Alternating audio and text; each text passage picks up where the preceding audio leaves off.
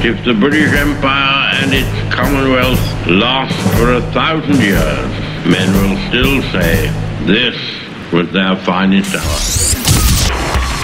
We stand for Queen, country, and video games. BRB UK. Worse teeth, better accents.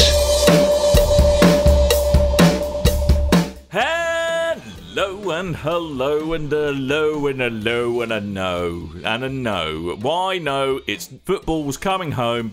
It did come home, but it forgot the keys. Football's staying out for a while longer. Yeah, if football's sitting in the corner and thinking about what it's done. Hello, this is BRB UK. This is episode 301.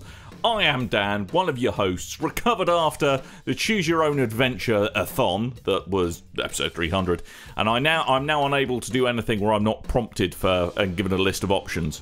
I mean, this morning, it was back to front or front to back. That's all I'm going to tell you what the options had to be, but I'm glad I chose the one I did. Good. Talking of stains, Tim, how are you doing? Yes, okay, sir. Yourself? Yeah, all right. I think the whole country's feeling a bit subdued. Yeah, I'm a bit tired. Why are you a bit tired, Timothy? I went to Develop yesterday, which I will be discussing at another time. And then did you watch the Pig Bladder Ball? And then I watched the Pig Bladder Ball. My plan of action that included doing that did not really want extra time. The extra time then meant that after missing a train by a narrow margin, basically, long story short, I arrived home at 2:30 in the morning and then had to go to work at 7-something.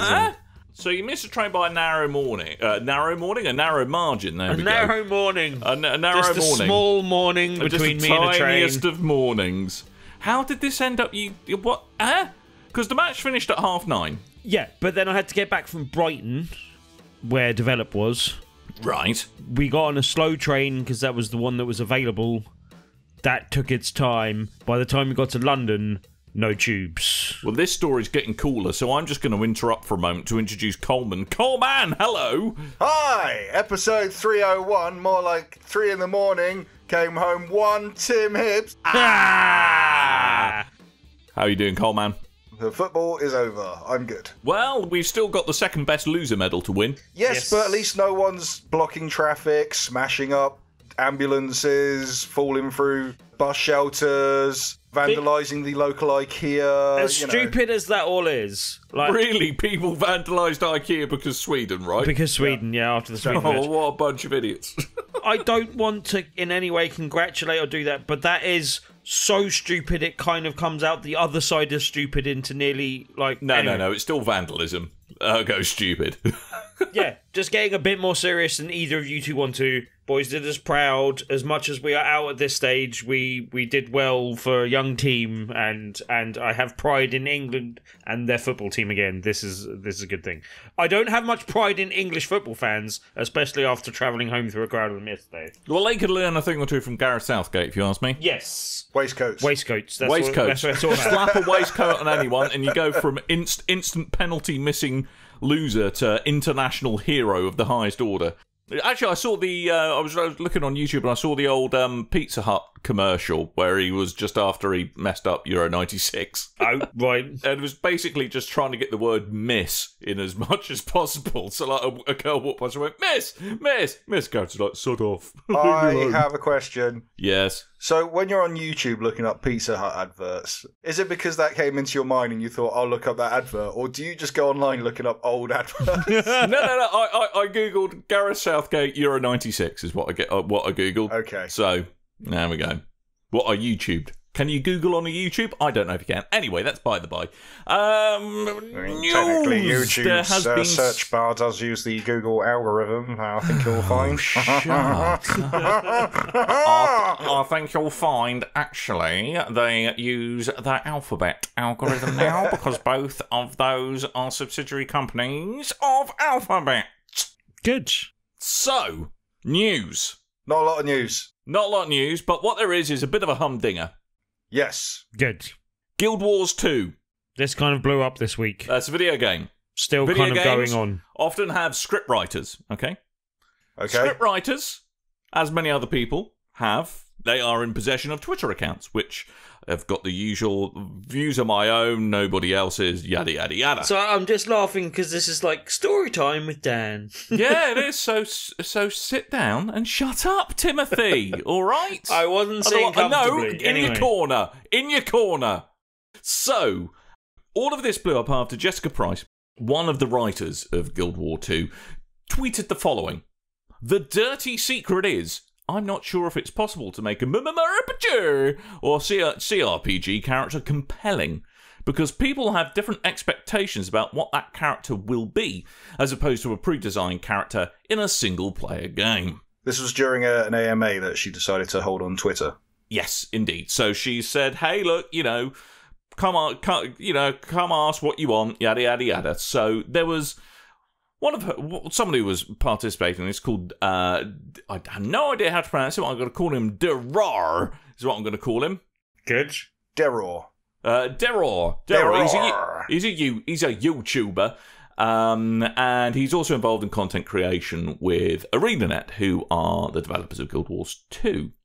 So he just simply replied saying, but if instead players were given the option to meaningfully express their character through branching dialogue options, which also just aren't on the checklist for an achievement that forces you through all of those options, then perhaps players would be more invested in the role-playing aspect of that particular MMO RPG. Now, I don't know about you. Sounds like a reasonable comment. That is reasonable. That sounds reasonable to me. It's like, hey, look, okay, cool. I kind of see where you come from, but have you thought about this? And she responded by saying, "Thanks for telling me." Emphasis mine. Thanks for telling me thanks for trying to tell me what we do internally, my dude. Like the next rando arsehat who attempts to explain the concept of branching dialogue to me, as if having worked in game narrative for a decade, I've never heard of it, is getting insta-blocked. Now that seems like a very not even passive aggressive, actively aggressive response. Before carrying on, I do want to, you don't know how many times they've had that suggestion. Yeah. And it could just got on the end of her wick and it does look like she's just completely kicked off on had a wobbler over this, over one guy, but she could have had so many times hearing the same question, and it does get to you, and you can fly off the handle. You just got to be careful when you're on a public forum is the problem. Yeah. Well, this is the thing. Straight away, as the idea of gender identity quickly became embroiled all of this. The YouTuber's male. Obviously, Jessica is female. And straight away, it kind of turned into he's trying to mansplain to her. She kind of put it on, this is, today in being a female game. Oh, God, did I just mansplain her defense? Yeah. Yeah, I'll mansplain it. It's like mansplainception. But no, she did. She kind of invited the initial kind of gender angle to it. So one of Jessica Price's colleagues, a guy called Peter Fries, started wading in. In her defence, unsurprisingly, as many of us would do, unless it's comments about Tim being rubbish at Ace Combat, then have at him. And he said look, here's a bit of insight that I legitimately hope this guy reflects on. Jessica never asked for his feedback. These are our private social media accounts. Now, don't get me wrong, she invited this AMA, right? Yes. Right. Yeah. Which, to me, is Ask Me Anything, and presumably is an indication there would be an avenue for dialogue about something, right? I mean, I think she gets a bit less sympathy because, as you say, it was an AMA that she kind of invited on herself. As we say, we don't know the wider context of how many times she'd heard this being, in inverted commas, mansplained to her, and maybe took it out on this person unfairly. At the same time, to me, saying a private Twitter account in inverted commas is an oxymoron. There is no such thing... Unless you've set it to private. Unless you set it to private and you only have your friends on it and there's no one outside of your immediate circle of friends that are following you, then you don't have a private Twitter. You have a public Twitter. For example, if I post anything... I mean, there's a reason I don't put my surname on my Twitter. It's to, obfuscate a little bit. But if I put something that went against my employer's worldviews, without saying it was very much one, I would get fired. And that's my personal Twitter account. There have been doctors who've got into trouble with regulatory authorities for tweeting something on their personal non-work Twitter account. So it is still, just because it's on the internet doesn't mean it kind of the normal rules of engagement don't apply. Are you listening, Donald Trump? You're clearly not. Yeah, I think look, any time that you are speaking in public, you are representing the people that you work for, whether you like it or not, basically. Yeah, exactly. Right? So long and short of it, these two writers got fired by ArenaNet for saying that they didn't uphold their standards of communicating with players. What do you guys think? I think in this case the employer has the right to do what they want, but at the same time, personally, I don't think it's something they should have been fired on. But that said, as you say, if you're in any form of public persona through being that a writer for a video game or a politician or a presenter of something or just a YouTuber, you've got to be very careful on what you do on a public forum. There's a book called "So You've Been Publicly Shamed" by John Ronson that goes into a lot of depth about the kind of dangers of using social media and what you say on there. If you use it for like flaming and trolling or just making a dumb joke here and there, it can come back to bite you. Yeah, I don't know. I don't think they should have been fired, but at the same time, it's ArenaNet's decision, and I think it reflects badly on them. It doesn't make them look like a proactive, positive employer, basically. Well, but we also don't know what's gone on at work with these people before this. They may have had previous written warnings. We just don't know. I don't know, but apparently, like through things I've read and through stuff that I've seen on Twitter, she was basically saying that there was no prior warning to this. This was the incident that she was fired over. Yeah, but that's coming from her, so I don't know how wholly true that is. Okay, so here's something I just kind of, and this is dangerous ice I'm treading on right here. Yeah. Do you think that gender actually had anything to do with this? No. Fundamentally. I don't know. I think the only time that this came up is...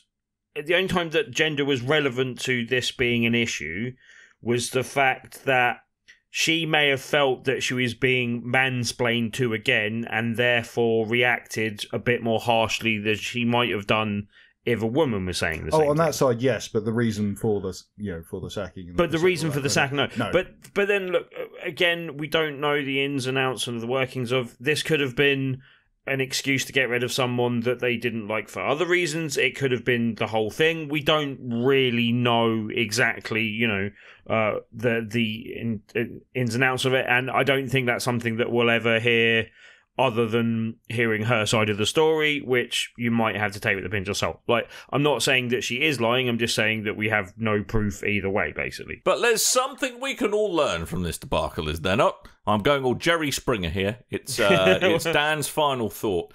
Okay, yet again, rules of internet apply. Don't be a dick. Yeah. And that goes both ways. That goes, even if someone's been a dick to you, or you think they've been a dick to you, doesn't give you an excuse to be a dick back.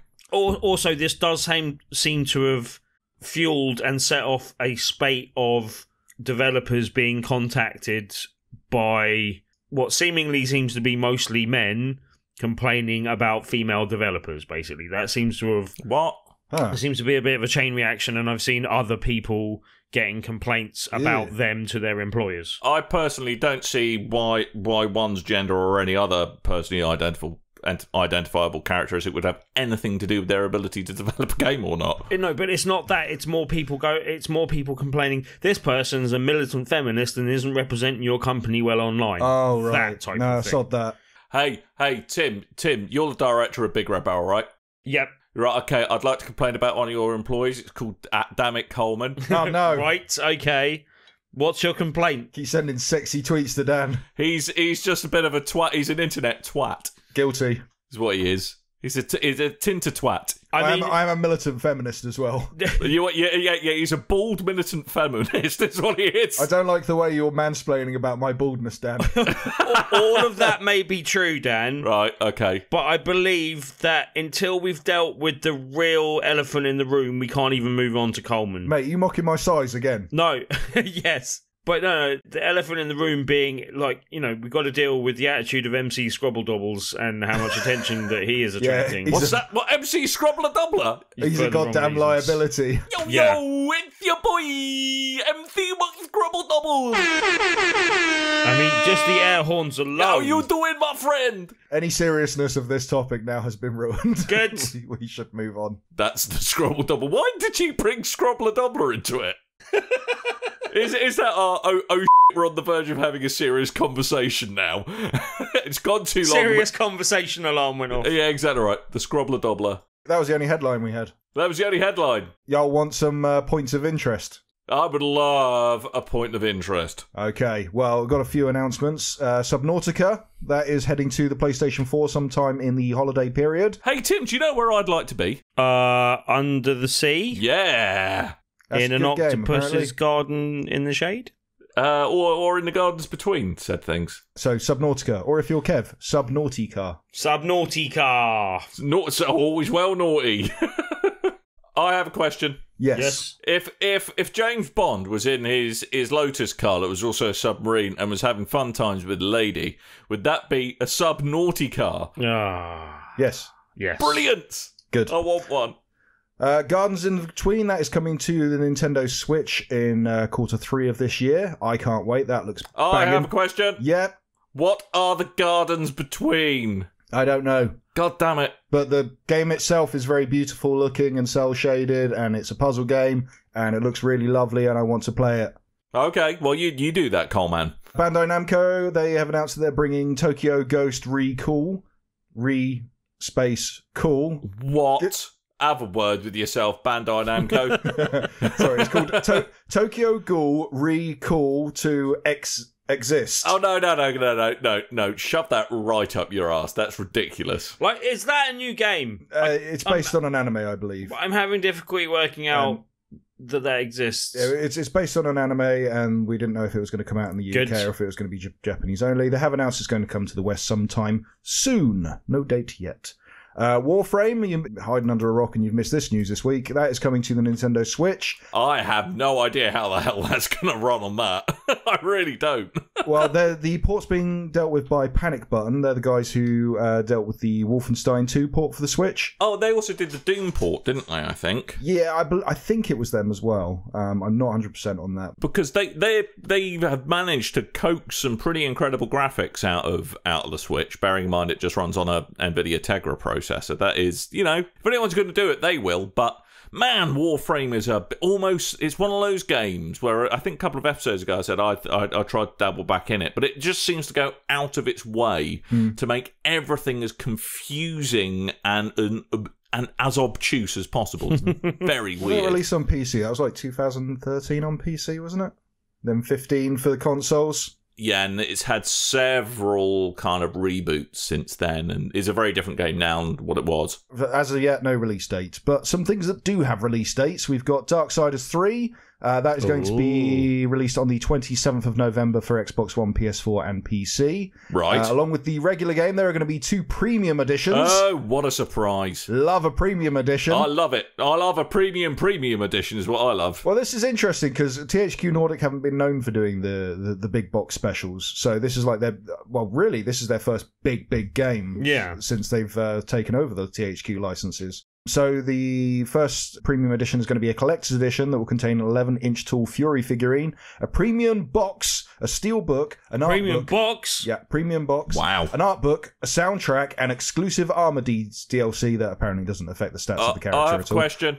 Yep. Can I use the premium box as a lunchbox? Sure, why not? However, you hold off on that, Dan, because you might want a pricier Apocalypse Edition. Mm-hmm. Oh man, that sounds like a thing a super collector would have. That has all the previous 4 items, as well as its own premium box. Oh snap, son! So it has a premium box within a premium box. Yeah! A box within a box. It's got a 30 by Boxes all the 40 way inch down. wall scroll with a holder. What? I don't even have a wall that big. It's got a 2-inch heavyweight amulet. So I can be MC Mix-a-Lot. Amazing. Yes. Which comes with a necklace. 4 figurines of War, Fury, Death, and Vulgrim. Who's Vulgrim? Yeah, no, they're just... That's the other horse they haven't... The fourth horseman. Yeah, the 4th horseman they haven't made a game for yet. Right. But how do we know he's called Volgrim? Because that's what THQ Nordic said. They said. Right. Couldn't he be called like... How do they not know, like, Fury, War, Death and Keith, for example? They've misspelt famine. Well, famine is Fury and pestilence is Volgrim. Oh, right. Then. So it's totally non-canon stuff. But it'll be interesting. We haven't seen Darksiders. It's been a while since Darksiders 2, and we've seen the 2 re-released. So it'll be interesting to see that come about again. I liked the first 2. I don't think we've got UK prices yet, but the Collector's Edition's about $140, and the Apocalypse Edition is about $400. Jesus Christ! and unfortunately, like out of all of that stuff, I kind of want the 4 figurines of the 4 Horsemen, but that's it. I'm not paying $400 for it though. Don't want your 30 by 40 wall scroll, no? No, I don't need that. Just before you move on, slight correction. Okay. I had a little check, and Volgrim is apparently the merchant in Darksiders games. Not the 4 horsemen. So not a bloody horseman at all. He's a gussied up salesman. Or a horse. Yeah. He's the 4th salesman of the apocalypse, is what you're saying. What are you buying? What are you selling? Oh my God, Metal Gear. No. Wrong guy. Sorry. Dan. Hmm? So Monster Hunter World is coming to the PC on the 9th of August. Hey, is it? Yeah. For £49.99 British pence? Most probably. Yes, it is. But that's going to be 60 frames per second and 4K visuals. Well, strap me in and call me Charlie. If you pre-order the game, you'll get two, count them, 1 special... No, what? No, 1. 2. No, I'm still trying to count them. 1. Exclusive armor sets. How many? Yeah, exclusive. 2 exclusive armor sets for the PC. Okay. You've got the Origin armor set and the Fair Wind Charm.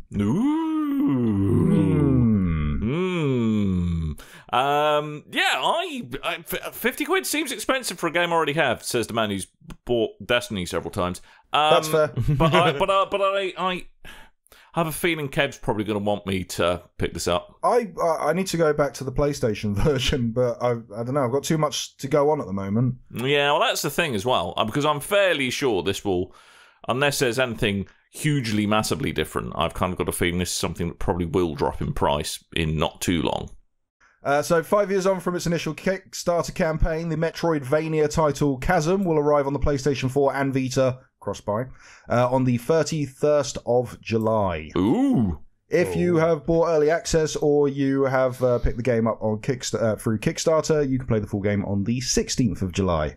Hey, I'm really glad that not everything's a Metroidvania these days. It's really exciting that people are that not everything is a retro Metroidvania. I mean, some things are a Metroidvania with, RPG elements or roguelite, or even procedurally generated. Bingo!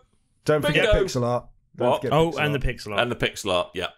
I kind of feel we ought to have like little bingo cards. Indie game bingo. Speaking of which, the indie roguelite Metroidvania mashup Dead Cells is going to release on PlayStation 4, Xbox One, and Nintendo Switch, PC, Mac, and Linux on the 7th of August. Bingo! That's a great game. I tell you what, I picked this up on Steam Early Access. That is a chuffing good game. That it's really, really good, and I am probably going to pick it up on the Switch. Yeah, I was playing in early access and stopped myself because I've been sick of games in early access before they've released and then haven't got to the full game later. Yeah. Was going to pick it up on the PS4 and then they announced the Switch port, so I'm probably going for the Switch port. Unless it releases and they say it's like really horribly broken or something, then I'll go for a different version. But it looks like Switch at the moment. Yeah, no, that's what I'm going for as well. My Hero 1's Justice, that is going to launch on the 26th of October for PlayStation 4, Xbox One, Nintendo Switch and PC. Nice little anime fighting game, a little bit Psychic Forcey. We spoke about the game following a hands-on demo during episode 305, so you can go listen to that if you haven't done. 300.5. 300.5. 305 half episode. is in the future. Bonus episode. We went to Namco Bandai, and you can hear all about it on that episode. Far Cry 5's DLC expansion Lost on Mars is going to be available on the 17th of July. That looks pretty cool, and now I want to play more Far Cry 5 because I forgot I bought that game. So what's the deal with Lost on Mars? Tell me about Lost on Mars. It's a game on Mars. Right. That is an expansion that sees you playing as one of the kind of redneck type characters in Far Cry 5, and you've been your friend has been abducted by aliens and has been fighting up on Mars. and he calls for you to help, so you get beamed onto Mars. And does he say, get your ass to Mars? Probably. I have a question. Yes. Is this anything to do with Donald Trump's Space Force? No. Because it sounds like it really could be. No. Oh. And that joke will die there along with the Space Force. But yeah, this is one of 3 expansions. They're doing a zombie apocalypse expansion and a Vietnam expansion. Full House? Okay, and a Vietnam expansion. Oh, okay, right. That hasn't been done for a couple of years. Yeah, that looks interesting. Yeah. And lastly, there is a delay. Code Vein, which is another Bandai Namco title. That is the anime vampire-inspired Souls-like. That's been pushed back from September to sometime in 2019, and you can also hear about all that game on episode 300.5, or you can or you could do both. You can watch our captured gameplay, which is on BigRedBarel TV, where you can see me. Hey, that sounds like a thing you should do. Yeah, where you can see me be terrible at a Souls-like. Yeah, as opposed to Tim. What is it about us being terrible at games out of Bandai Namco? I don't know. I mean, Dan, we're terrible at games, and so wherever we go, we're terrible at games. But you know, if you play games on the internet, you're only allowed to be an absolute expert on it, right? We did all right at Soul Calibur. I did Were you all right playing Jump against Force. each other? Yes. Yes. I did all right Jump Force on my own. That was pretty good. I like that. Yeah. Oh. Speaking of wasted childhood, let's talk about the games we done played. Yeah, let's do that. I'll have you know, I didn't just waste my childhood playing video games. I'm making some serious headway to wasting my adulthood as well. Well done. Right, I've played, and I've been playing for a little while since we very much got furnished with a pre-release code for this. I've been playing Bomb Chicken. I'm keen to know if this is a game that I would enjoy. Okay, so it's published and developed by Nitrome, who they've got a pretty reasonable pedigree when it comes to making innovative indie games, and this is a puzzle platformer, is how I would best describe it. You are the titular Bomb Chicken. You're a Bomb Chicken. You have a massive cloaca, a TARDIS-like cloaca, and you can only lay bombs. You can't jump, but you can lay bombs. So how does that work in gameplay, Mr. Dan? So, what you got to do, let's say you're a chicken. You imagine you're a chicken, Tim. Done. You're a... What? I'm imagining I'm a chicken. Okay, all right. You're imagining you're a chicken. All right, you're waddling along, if that's what chickens are. You're waddling along. And you come against a wall. Okay, you have 2 options. He's really getting into the role here. Okay. Closing his eyes, flapping his wings. And he's bobbing his head. Right, Coleman, you got 2 options. Okay, 1... turn around and walk in the other direction because you're a chicken, or 2, lay enough bombs until the height of your bombs that you are sitting on will allow you just to walk over the wall. Sounds like an obvious solution, to be fair. So, basically, the way you perambulate around your puzzle-filled platforming world is by laying bombs. And obviously, bombs explode after a time. What? I know, right? And they can also be used as a weapon to defeat your foes. So it all sounds very simple, but it's very intricate the way that you've got to lay sometimes just enough bombs and get the timing just right to avoid either being clobbered by a moving bit of scenery or being blown up by your own arse bomb. So yeah, it's a very simple premise, but very well executed. It's got unsurprisingly, a retro pixel art style of the bingo I would say of about the Super Nintendo vintage. And it's a series of kind of increasingly complex levels which start out as challenge rooms but become much more labyrinthine in nature.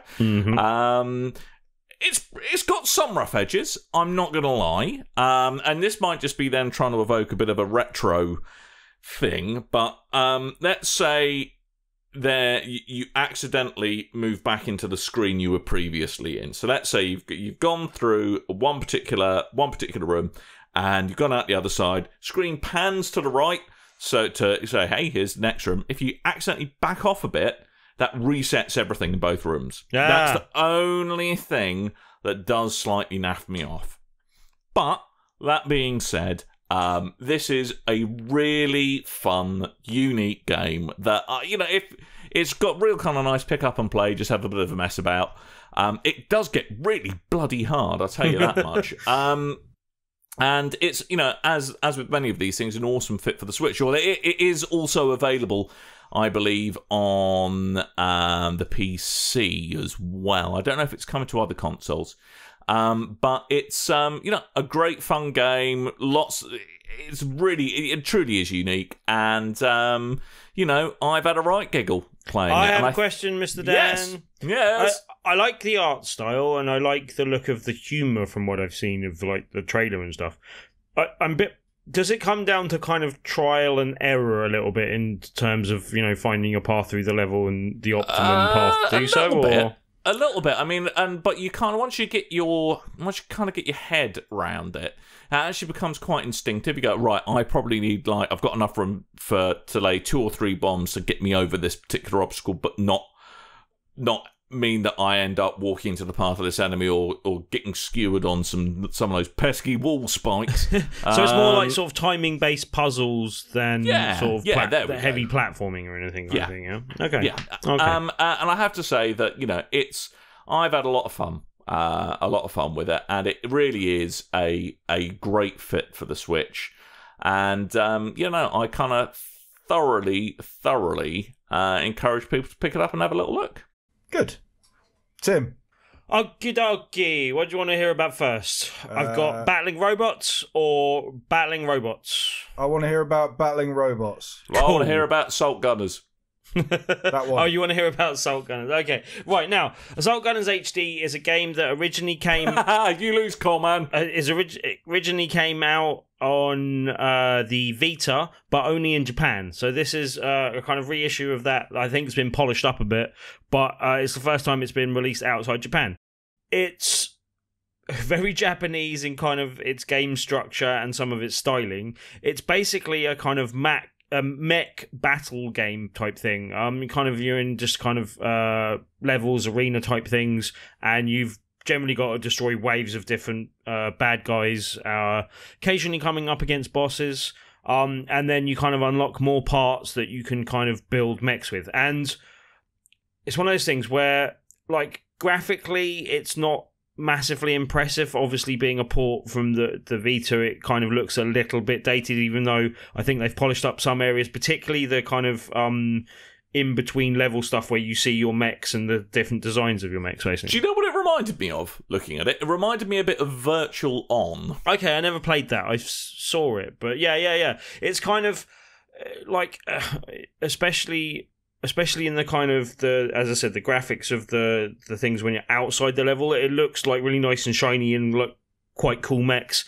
And it's very Japanese style mechs and the kind of really deep customization options and stuff like that. Like, everything that you go into, you're like, oh, there's all those options. Oh, and there's a set of like sub options within those options. And oh, you can have this type of gun and there's various different versions of this type of gun type thing. And yeah, like, it's got nice variety to that. And one of the things that I have really enjoyed is the like, it'll give you like, there's various different versions of like the bipod legs with like ones that kind of jointed one in one direction, one that kind of almost back jointed sort of thing, others that have got like 4 legs, others that have got 6 legs, others that are big tanks and stuff like that. So they've got no legs. There's like, and that's just the kind of leg options, and there's body options on top of that, and then different weapon options for your right and left hand, and like your kind of shoulder weapon and a melee weapon as well. I mean, do you feel though like you're kind of trundling around in a massive, all-powerful mech, or does it get that feeling across? It does a reasonable job, especially I've been playing the Switch version. It is available on other consoles. I think for me, I've enjoyed it more because I'm playing it on the Switch, and that it's one of those things where, as I said, if I was playing it on console, I think it would show up its graphical weaknesses a little bit more. But also, this is a really good one to just kind of jump in and out of and play a level. Like, it, presentation-wise, it is not great. Like, as I said, the graphics are okay, but it kind of does show that it's an old game sort of polished up.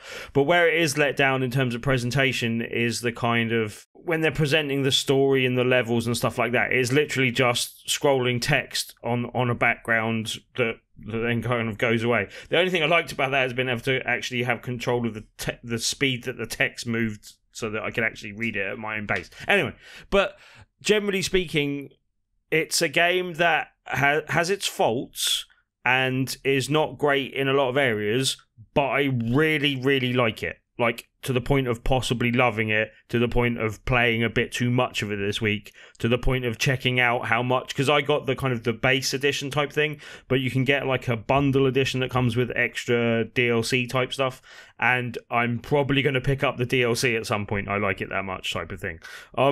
It's not a great game, but it's a game that I really like and just happens to tick a lot of boxes for me. Like building different styles of mechs, and like the combat, the base combat in itself is not fantastic in terms of like the visual presentation and stuff like that, but actually playing it like feels quite reasonably responsive and good, and I've liked enough of that. Like the other mechs you're battling against look like cool designs, but isn't particularly, again, graphically impressive, and the AI isn't particularly great, but it's almost like a Dynasty Warriors in mech form, where you can have a lot of options to build your mech. Like, that's a good kind of approximation of what this is. And I've enjoyed it a bit more than it deserves, basically, kind of thing. Right. So, but you do like Rise.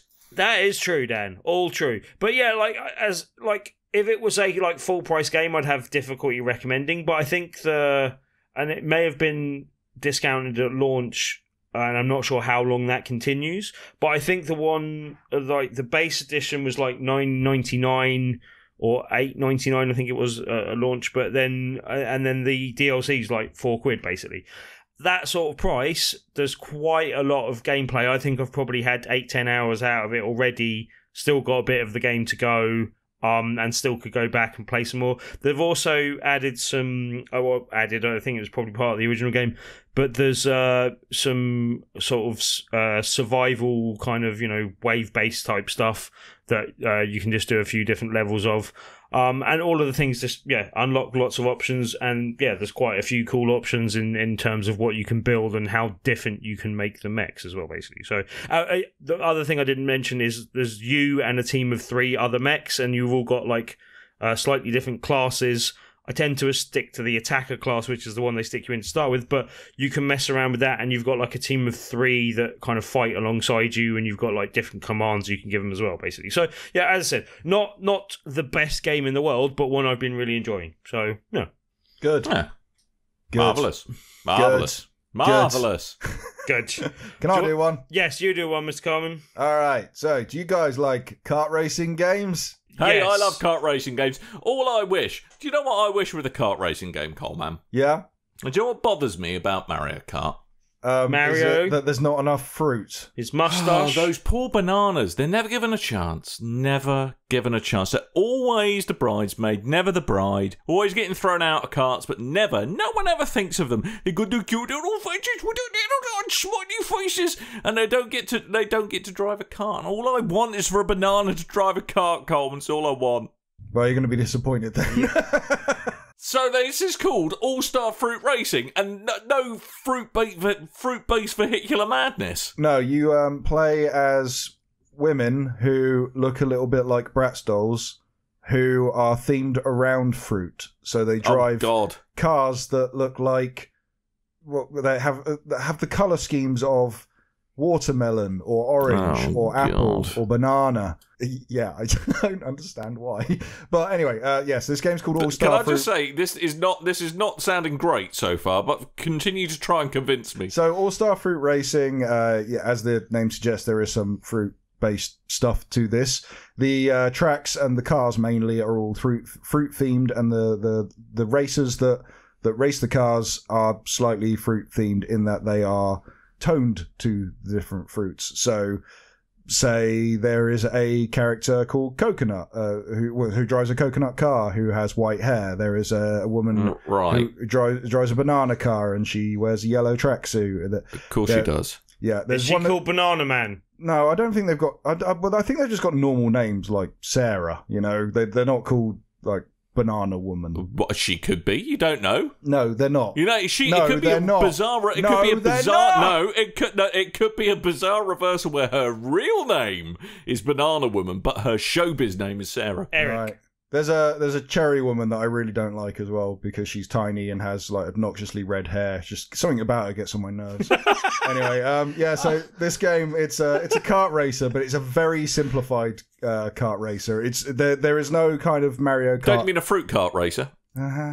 There's no kind of Mario or Crash Team Racing's level of challenge. It's very simplistic. There's no real difference between the cars you're playing as that I can really tell. But yeah, you drive around the course, you pick up weapons, you do power slides to build up boost. If you power slide too much, your car breaks down slightly.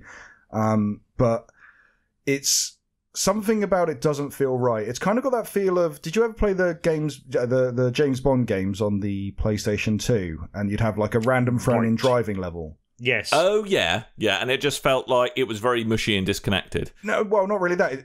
It's too tight. It's too simple. Oh, okay. If you turn, it instantly responds. So it doesn't feel, it feels less like a driving simulator and just like I'm telling the car where to be. It's got that kind of feel to it. Feels like Vin Diesel's Wheelman. Yeah, and there's like really weird rubber banding in it as well. Not to the kind of sake of, again, Mario Kart is going to be the example I keep going back to here. But in Mario Kart, you could very well be leading all the way, then all of a sudden, blue shell, bam, next person takes the place. It's not that feeling. It's, you could be acing the game all the way through, and on some levels, you'll be miles ahead of everyone, and on some levels, someone will just beat you at the last second with no discernible reason, and I don't understand why. Because if you could say, Holman, they're hogging the limelight in that case. You could say that. It'd be a terrible pun, but you could say it would be. Terrible pun. And from what I say, it's not all female drivers. There are male drivers as well. They're unlockable for some reason, but there's because men are better than women, Coleman. So you have to put them. Yeah, they have to hide them away until you've done like 12 races or something.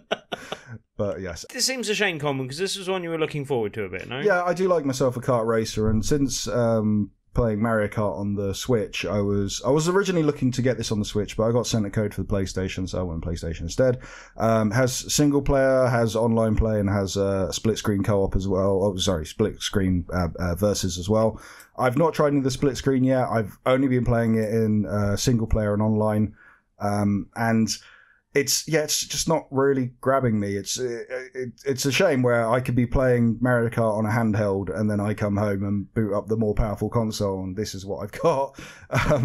It is significantly cheaper than Mario Kart though. I believe it's about £15-17, something like that. So it's reasonable. Yeah, so you are getting what you pay for. It's very nice and stylized. I do like the look of it, but at the same time, it's got some problems chugging along. It's got some graphical texture popping going on. Yeah, I don't know. It's a bit of a shame. I mean, if you want a different kart racer, or if you don't have a Nintendo console at all and you like a kart racer, maybe this is for you.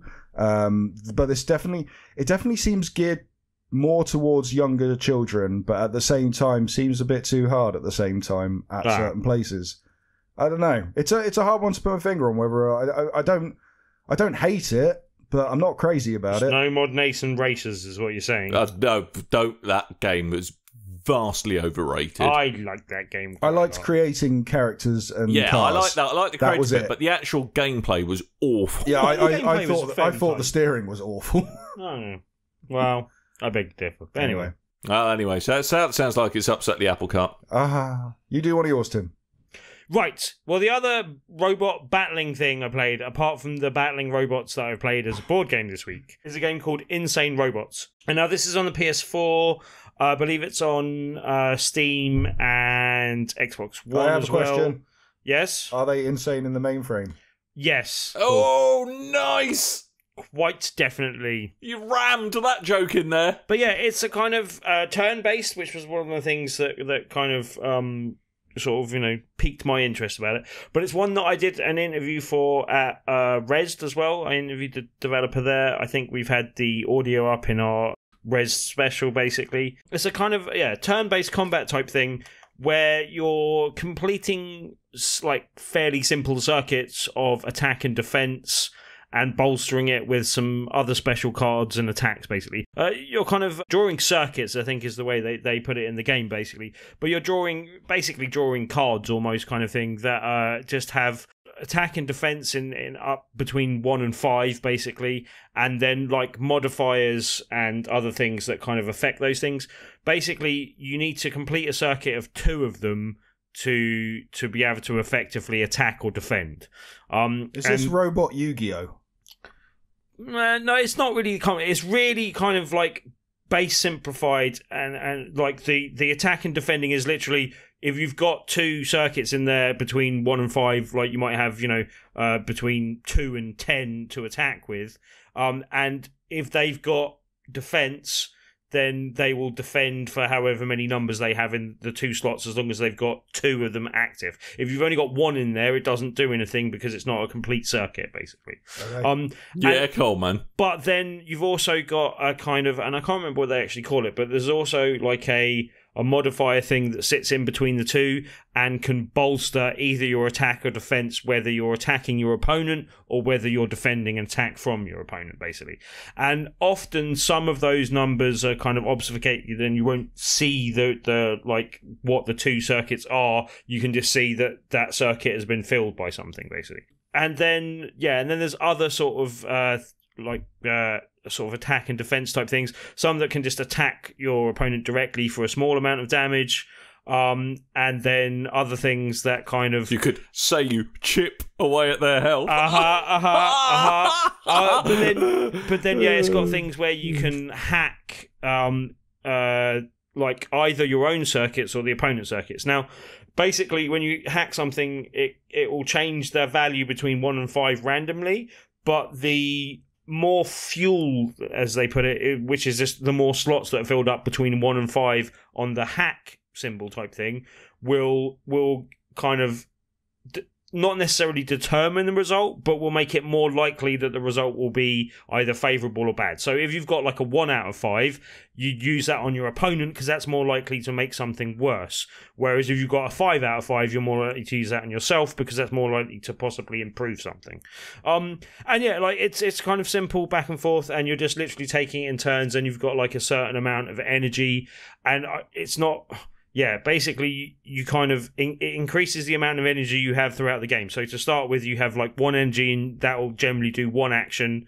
And then from the next move onwards, you and your opponent both have like 2 energy for a bit, and then it goes up to 3, and etc., etc. But it generally means that you can kind of slowly build to start with, but then do like greater attacks or build up your defense. And yeah, like it's got... I've played the first few hours of this, and I generally like the combat. It hasn't got too hard. I say that in the knowledge that I really messed up in some of my capture stuff, and so we'll have to see if that comes out in the video that you can see on the YouTube thing. But basically, yeah, like it. I don't think I've lost a match yet, although I've come a bit close a couple of times, but only through making quite a few mistakes, kind of thing. So I haven't got to the point where the combat's that hard yet, but it's one of those things where I can see how it's going to ramp up, and I can see how it can get more competitive and a bit more interesting just from the bit I've played. I like the combat, and I like the general turn-based combat and how that works. And yeah, it's interesting, and I kind of like that. The kind of framing and everything else, I'm a bit less keen on at the moment. Like, there's basically, it's a kind of hex-based map that you're kind of trundling around, and very often on the maps there'll be like area of effect type events going on, like storms and stuff like that you can't move through. There's certain terrain that you can't move through unless you've bought an enhancement that can get over that. And then there's also kind of just like, there's often like a fog of war type thing. So when you're moving around the map, you can't necessarily see where your opponents are moving around. And there's basically, I think it starts with like 6 different robots wandering around the map, and you can just battle any of the ones that you encounter as you're randomly moving around the map. and then to sort of clear that map, you just have to beat up the last one. So you wouldn't necessarily have to fight every robot on that map, because they're also fighting within themselves as well, basically. So yeah, there is some strategy to that, and that's okay, but I just found there's a few times where I've been like wandering around the map, only be able to use like one movement per thing. It seems like it's like procedurally generated, or at least to a certain degree. And I think it might be better if it was properly planned out a bit more, because I don't mind the fact that it's different each time a little bit, but it does seem that comes at the price of, like, there's times where I've gone down like a dead end because I can't pass the land that's surrounding, and I'm kind of landlocked in it, and then had to move back through like a range of mountains which you can only move one square at a time, so it becomes a bit laborious. And the movement stuff, I could, like, I'd probably be just as happy choosing it from a menu of stuff. Basically, they've added, like, and it does almost seem like the story was layered in, like, as an afterthought a little bit. Basically, I don't know if that's necessarily the case, but it does feel a little tacked on. I don't mind it, and the presentation is basically you're individually you start off just being a robot that's been kind of deemed insane, and so chucked into these arenas for combat. Because are you feeling a bit lowbot? That's all you're good for. Okay, that may be your worst joke ever. I don't know. You've thrown a few good contenders in this week. The trappings and the kind of map based stuff and stuff is take it or leave it type of thing, but the humour inside of things and the world that they've kind of built around it and stuff, I quite like. It's okay and entertaining enough for me to put up with all that stuff, and the combat I quite like. So yeah, I've been enjoying my time with that as well. I've had a lot of time enjoying fighting robots this week. Also, as I said, playing a board game as well. You've got to have life goals, Tim. Yeah. Well done. Yeah, good for you. Yeah. Robots being each other up and me being in charge of it. It's been a good week for that, basically. Good. Marvellous. Now, Coleman. Yep. I've been making very bad puns this show. You have. Have you been playing a game that can outpun me? Nothing can outpun you, Dan. I don't know. It's called Indie Pogo. Yay! I literally got this game today, and I've played like 3 hours of it already. I really like this game. So this is a platform fighter, much like Smash Brothers. Right. But the difference, there's two main big differences here, and a lot of it is this actually good? Well, yeah, it is. A lot of people have tried to make similar things to Smash Brothers and failed. PlayStation All-Stars Battle Royale being one. I really liked that, but it did not do well, and it didn't review very well either. And then recently, I've completely forgotten the game I got for the Switch, but that was really bad as well, and I had no block button for some reason. This one, Indie Pogo, the difference is they're all indie characters from different franchises and stuff that are titles that have been put together in a fighting game instead of Nintendo characters, which I like. But also, it's a game where your characters are constantly jumping.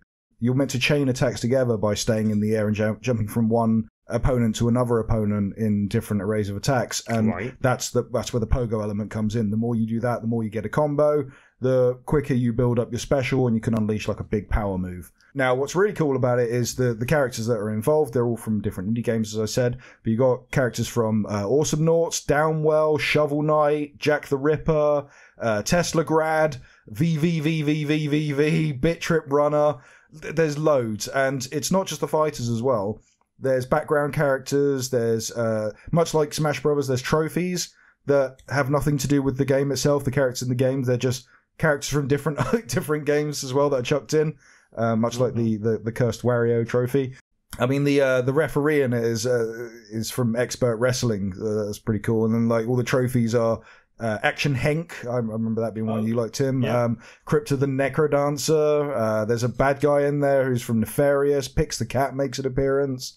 There's loads and loads of characters in there, and they're adding more as well. Octodad's coming pretty soon as well. I'm looking forward to, and the main character from Dust Elysian's Tale, Enter the Gungeon, Dive Kick. There's loads of really cool characters in here as well. But yeah, I'm really enjoying it. I love the art style. It's a gorgeous looking pixel art game. It's very that kind of high polish of the late SNES games.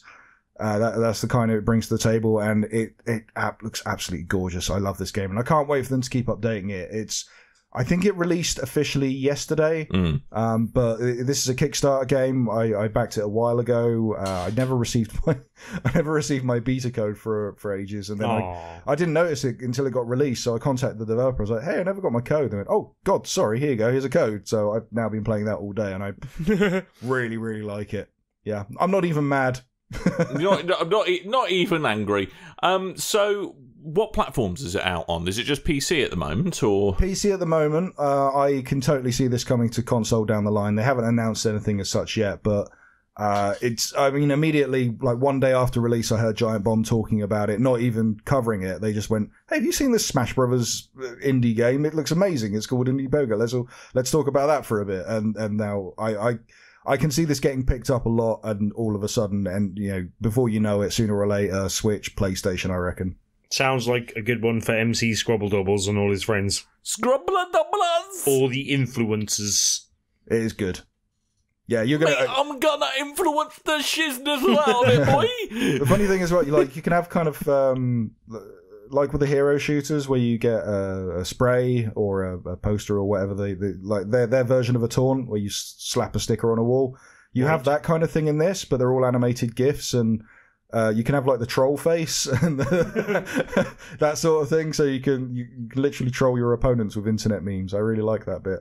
Hopefully it comes to all of the things fairly soon. Go have a look. So I do believe that's all we done played. Uh-huh. Yeah, so, we better done thank some people. But not before, Tim. Mm-hmm. Tuesday. Tuesday. The day between Monday and Wednesday. Right, for anyone that doesn't know, each and every week at the Loading Bar in Dalston, we host an event called Tabletop Tuesday. And every week we have a new feature game. And if you play that feature game that evening, you have a chance of winning a copy of that game at the end of the night. Now, this week is a real doozy. Slight spoilers for my upcoming review. This is one of my favourite board games of all time, basically. It has turned out that way. It's a new game. I've managed to get it fairly soon after release and kind of work it into the schedule type thing. It's one that I wanted to share with the world because I absolutely love it. It's a game called Starship Samurai. It's kind of massive space mechs. Kind of samurai mechs battling each other in space. Mechs. I always wanted you to go. What? Oh, I've got one. Yes. All right. Mechs in space. And yeah, like mechs on the beach. It is a fantastic game. I really, really like it, and yeah, it's one that I know well because I've been playing it for review as well. So it's one that I can help teach people. Hey, has it gone on sale yet? Can you get it? Can you get it on sale? Are they doing any? So it's Mech Savers, is what you say. Oh. But yeah, like it's definitely one worth coming along for. Anyone doesn't know, like, you're welcome. If you've never played a board game before in your life, this is one I can definitely help teach you and stuff like that. We're there each and every week with a new game, so come join us any Tuesday. But this would be a great Tuesday to come and join us for because yeah, it's a really, really fantastic game that I can't recommend highly enough. Basically, good, and yeah, really, really good. Also, yeah. Just while I'm on the subject of Loading Bar and tabletop games, just so everyone knows, the fantastic board game Mechs and Minions is available to play in all 4 locations, loading locations, basically. So the Brighton one that I visited this week when I was up in Develop, and also in Shepherd's Bush, in Dalston and Stratford as well. All 4 of them have the thing. Just be aware, if you want to play the game, you need to book a session ahead of time because it needs a bit of preparation and to make sure it's packed away properly. It is a huge game. It is very, very highly rated. And this is your chance to come play it for free and see if you like it. Just if there are details of how to book a table on Loading's page, and if you submit some stuff to that, mention Mechs and Minions, and you can book yourself a slot. Just try and do it 48 hours in advance of when you're coming down. But it will generally be available on a Tuesday if you need it, as long as you book it in advance, basically. Did you say it's the Steel Battalion of board games? Do you know where the guy made the games from? Do you know where he comes from? Mexico! Oh, come on. That was all right. Yeah. I'm not even sure that that's not true. As in, it might be It'd be true. amazing His if it name's, was. I think, Isaac Vega. So Vega is definitely South American. He's a Bond villain. He's my favourite singer. I think. Ooh. He's the one who's like, little bit of Monica in my life, a little bit of Monica in my life, a little bit of Monica. He's made a fantastic board game before, so this should be this one to come on. But as I said, Mechs and Minions also available to play. Really big game, really fantastic. It's the League of Legends board game, in case you weren't aware. Oh, okay. YouTube, but yeah. Oh, cool. So yeah, that's why it's worth mentioning on a video game podcast as well. But yeah, it's another thing you can play in all the 4 locations. But otherwise, come down and join us for some general mech stompery with some samurai mechs in space. And yeah, a great game this week. So come along. More details on the top left-hand corner of BigRedBarel.com, or you can come search for Tabletop Tuesday on meetup.com.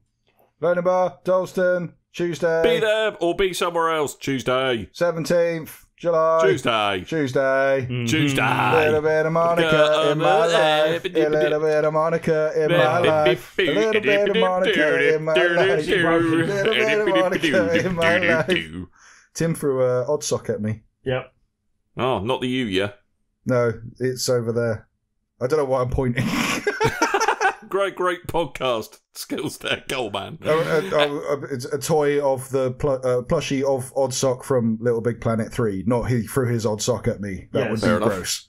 Yes. Anyway, like you just did. Just bounced it off the microphone. I dodged Matrix style, I think you'll find. All right, let's wrap this up. Anywho, we've got to say thank you to some people because they said very nice, kind things about us. So from the forums, I would like to say thank you to Stealthy Joe, Zombelic, Stingo. Oh, wait. What? 3, 2, 1. Stingo! Damn it.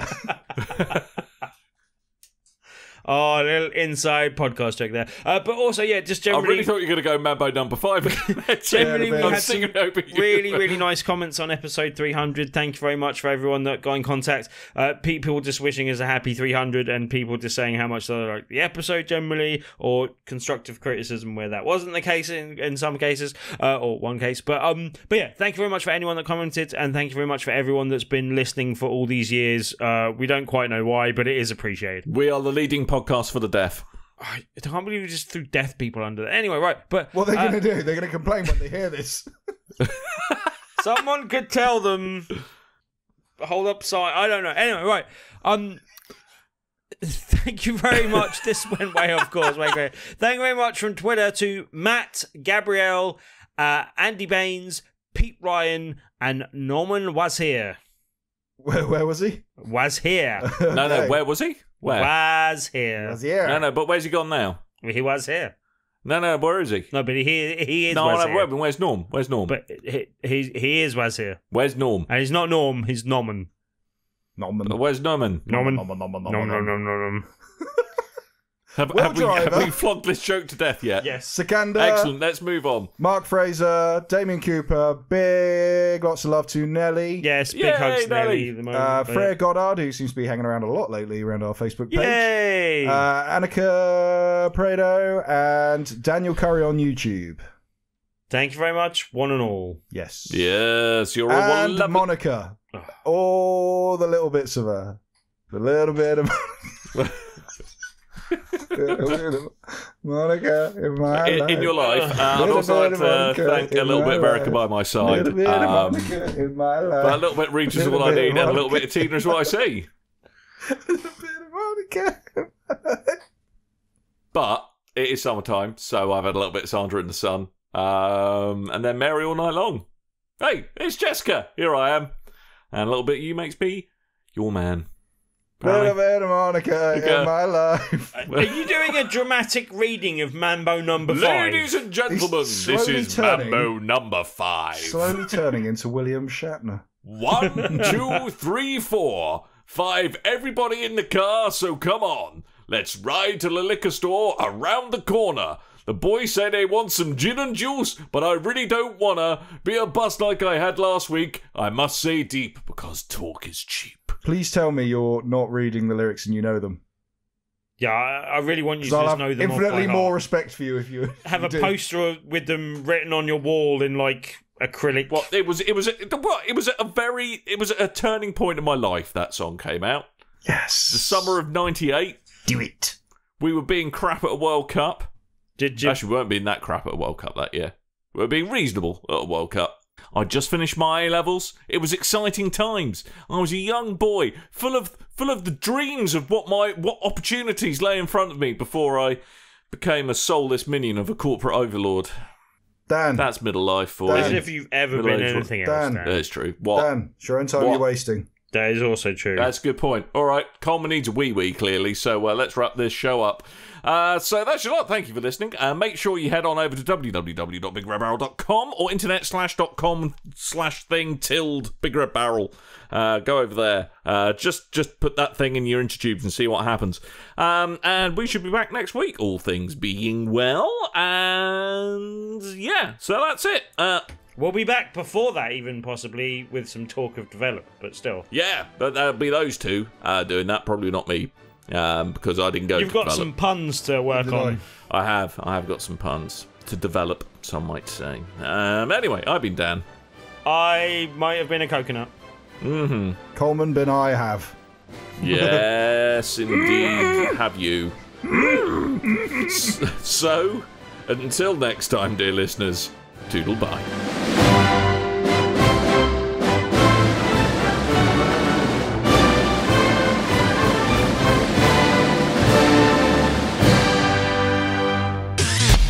You and your ears are quite welcome. For the podcasting goodness that you just heard. Why not roll on over To BigRedBarel.com. for more podcasts? News, reviews, and videos from the biggest, reddest site on the internet. BigRedBarel.com.